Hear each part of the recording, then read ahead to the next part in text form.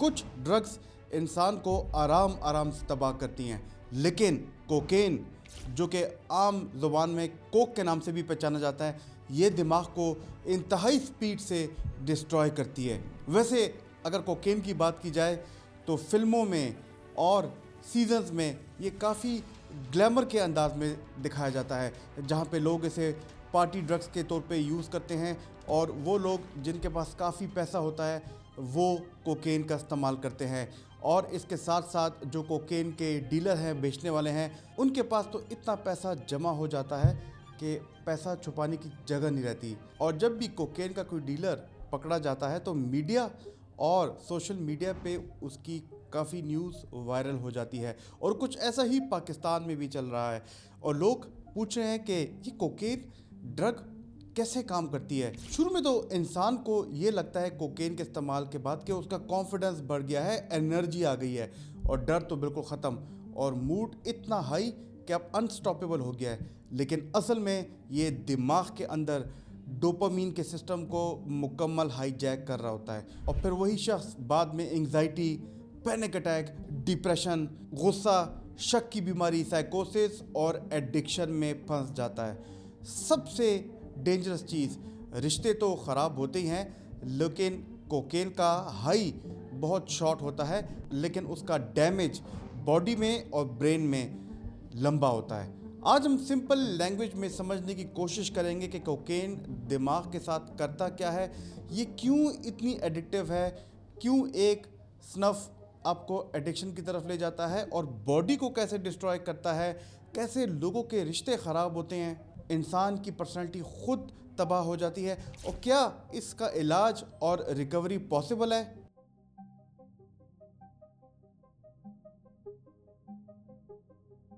दोस्तों, मेरा नाम प्रोफेसर डॉक्टर अली मुफ्ती है। मैं एक कंसल्टेंट साइकेट्रिस्ट माहिर नफ्सियात हूँ और हमारे पास बहुत ऐसे पेशेंट आते हैं जो कि एडिक्शन का शिकार होते हैं। अब एडिक्शन की मैं बात करूँ तो अल्कोहल, कैनबिस, उसके अलावा मेथएम्फेटामीन, आइस क्रिस्टल, मेथ, और अभी जो है काफ़ी ऐसे लोग हमारे पास आते हैं जो कोकेन का शिकार होते हैं, कोकेन का नशा करते हैं। लिहाजा मेरी टीम ने डिसाइड किया कि इस पर एक वीडियो बनाई जाए इन्फॉर्मेशन के तौर पे। और वैसे भी कोकेन और कोकेन के डीलर्स की न्यूज़ आपको मीडिया, सोशल मीडिया पे काफ़ी सुनाई दी जाती होगी। आगे जाने से पहले मेरी आपसे गुजारिश है कि हमारे चैनल को लाइक, सब्सक्राइब और नोटिफिकेशन का बटन ज़रूर दबाइएगा, इससे हमारी टीम का हौसला बनता है। और मैं आपको आखिर में ये भी बताऊंगा कि क्या इसका इलाज है कि नहीं।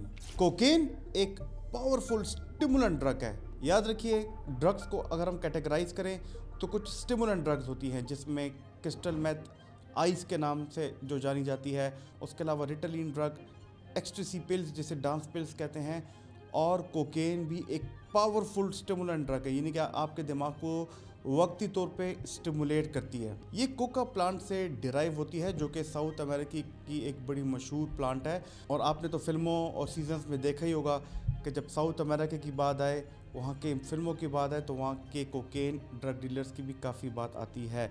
और वहाँ का नशा जब हमारे एशिया में, पाकिस्तान, इंडिया में आता है या किसी और मुल्क जाता है तो ये काफ़ी महंगा नशा हो जाता है। इसके बारे में भी हम बात करेंगे। याद रखिए, जो स्ट्रीट कोकेन है इसी कोका प्लांट से बनती है, वो हाईली रिफाइंड और बहुत डेंजरस फॉर्म होती है। कोकेन को लोग डिफरेंट तरीक़ों से यूज़ करते हैं। स्नॉटिंग से, आपने देखा होगा मूवीज़ में कि लोग एक लकीर खींचते हैं वाइट पाउडर की और डॉलर के साथ या किसी सख्त चीज़ के साथ उसकी लाइन बना के उसको स्निफ करते हैं अपनी नाक से, और जो कि बड़ा कॉमन इस्तेमाल किए जाने वाला तरीका है कोकेन का। लेकिन इसके अलावा कोकेन को कुछ लोग स्मोक करके भी इस्तेमाल करते हैं और उसके साथ उसमें थोड़ी सी मिलावट करते हैं और वो बन जाती है क्रैक कोकेन, जिसे क्रैक के नाम से भी पहचाना जाता है। और बहुत कम ऐसे लोग हैं जो कोकेन इंजेक्शन के साथ भी इस्तेमाल करते हैं और उसका नशा भी इंतहाई ख़राब होता है। ये जो 3 तरीके हैं, इसमें स्मोकिंग और इंजेक्शन का इफेक्ट तो बहुत ही तेज़ होता है। कभी कभी सिर्फ 8 से 30 सेकंड के अंदर ये दिमाग में पहुंच जाता है और वहीं से एडिक्शन का डेंजर साइकिल स्टार्ट होता है। क्या आपको लगता है एडिक्शन वीक विल पावर है या केमिकली हाईजैक्ड ब्रेन है? इसका जवाब भी हम अभी जानने की कोशिश करते हैं। लेकिन इसके साथ साथ ये समझिए कि दिमाग में कोकेन क्या करती है। वैसे नॉर्मली आपका और मेरा दिमाग डोपामिन रिलीज़ करता है। कोई अच्छा मौसम हो, अच्छा खाना खाएं, आपको कोई खुशी की खबर मिले, आपने कोई टास्क रखा हो और आपने वो टास्क कंप्लीट कर लिया तो आपका डोपामिन रिलीज़ होता है। जिनकी छोटी छोटी खुशियों पे डोपामिन रिलीज़ होता है, जिस पे आपको सेटिस्फेक्शन और मूड आपका बेहतर होता है। दिमाग, आपका ब्रेन उसी डोपामिन को वापस एब्जॉर्ब कर लेता है। तो कोकेन जो आपका दिमाग डोपामिन वापस रीएब्जॉर्ब करता है, उस प्रोसेस को ब्लॉक करता है। अब इसका रिज़ल्ट क्या होता है कि डोपामिन दिमाग में बिल्डअप होती रहती है और एक इंसान फील करता है एक्सट्रीम खुशी, बहुत ज़्यादा प्लेजर, उसको कॉन्फिडेंस में ज़्यादा बेहतरी महसूस होती है, उसको लगता है कि उसके पास पावर्स आ गई हैं, उसकी एनर्जी बहुत ज़्यादा हो जाती है और उसके अलावा वो एक यूफोरिया में रहता है। लेकिन प्रॉब्लम कहाँ है? वो ये कि आपका दिमाग जब अननेचुरल डोपामीन फ्लड का आदत बना लेता है कोकेन की वजह से, तो आराम आराम से धीरे धीरे से आपको जो नॉर्मल लाइफ की चीज़ें हैं वो भी बोरिंग लगने लगती हैं।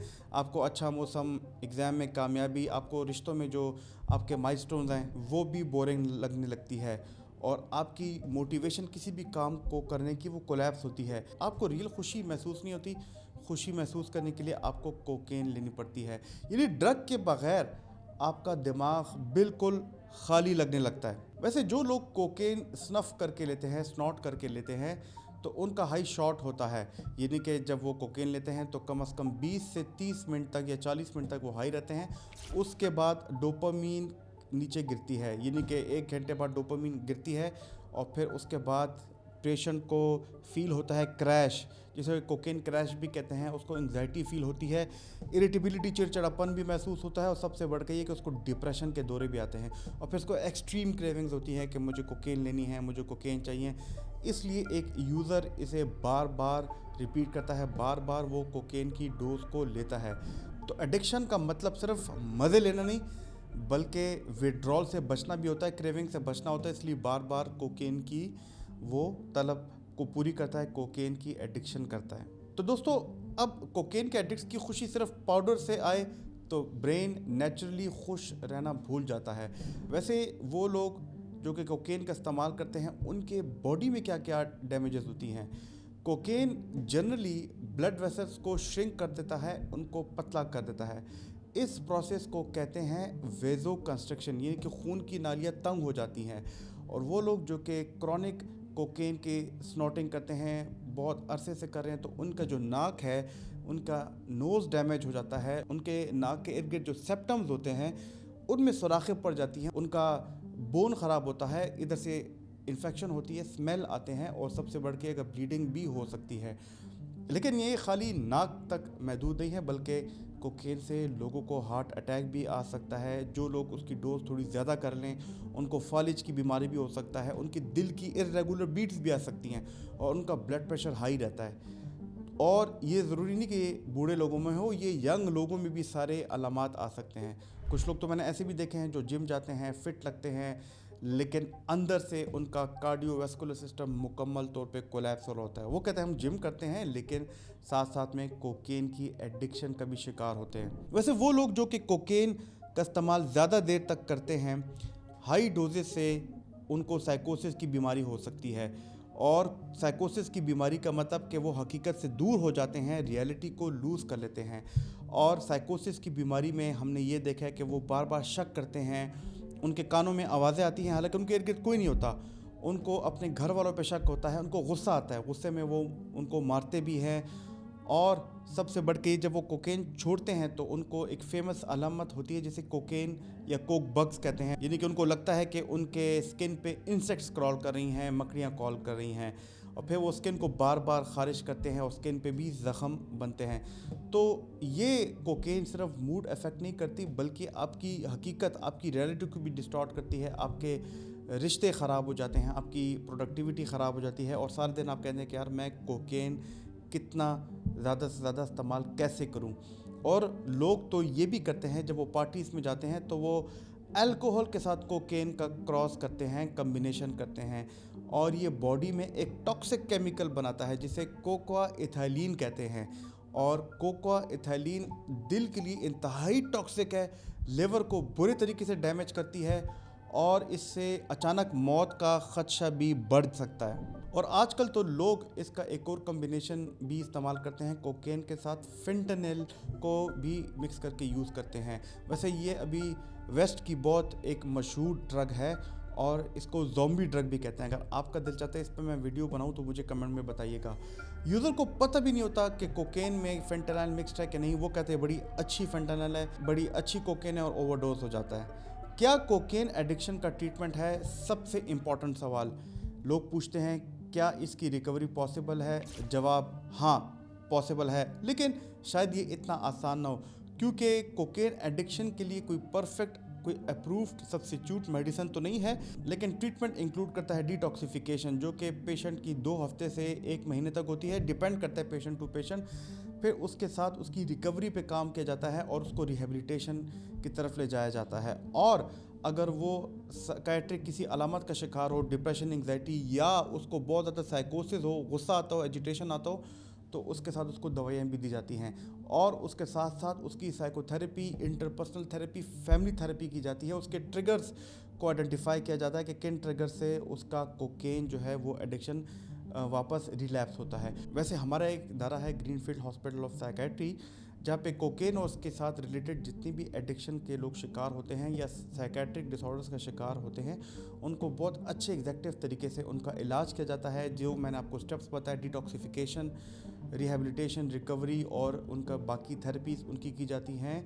और ये बहुत एग्जैक्टिव सेटअप है। यहाँ पे हम ये नहीं करते दीगर एडिक्शन सेंटर्स की तरह के बंदे बहुत ज़्यादा घुसा दे, बल्कि चंद हमारे पास पेशेंट होते हैं, हम क्वांटिटी के बजाय क्वालिटी पे फोकस करते हैं। और यहाँ पे पेशेंट को अच्छा खाना, अच्छी एक्सरसाइज, अच्छी मेडिटेशन थेरेपी और सब कुछ एक ही अंडर वन रूफ मिलती है। अगर आपको लगता है कि आपको कोई प्यारा इस का शिकार है तो हमें नीचे दिए गए नंबर पे ज़रूर रब्ता कीजिएगा। याद रखिए कि रिहेबिलिटेशन के असर मानी ये नहीं कि सिर्फ ड्रग को बंद करना, बल्कि रिहैब का मतलब होता है कि आपके ब्रेन, आपकी बॉडी को रीसेट करना, रूटीन बिल्ड करना, डोपामीन के जो सिस्टम है उसको रिकवर करना, रिलेशनशिप्स रिपेयर करना, और जो ट्रिगरिंग एनवायरनमेंट्स है उनको अवॉइड करना। रिकवरी में टाइम लगता है क्योंकि ब्रेन को नेचुरली डोपामीन फील करना दोबारा सीखना पड़ता है। दोस्तों, कैसे लगी आपको ये वाली वीडियो? अगर आपको ये वाली वीडियो अच्छी लगी तो हमारी ये वाली वीडियो देखना, जिसमें मैंने आइस क्रिस्टल मेथ के बारे में डिटेल से बात की, आपको ज़रूर फ़ायदा होगा। मुझे उम्मीद है कि इन वीडियोस के ज़रिए आपके अंदर साइकोलॉजिकल रिजिलियंस आएगी, आपके अंदर मेंटल हेल्थ अवेयरनेस आएगी। हमारे चैनल को लाइक और सब्सक्राइब ज़रूर कीजिएगा। अल्लाह ताला आपका हामी नासिर और शुक्रिया।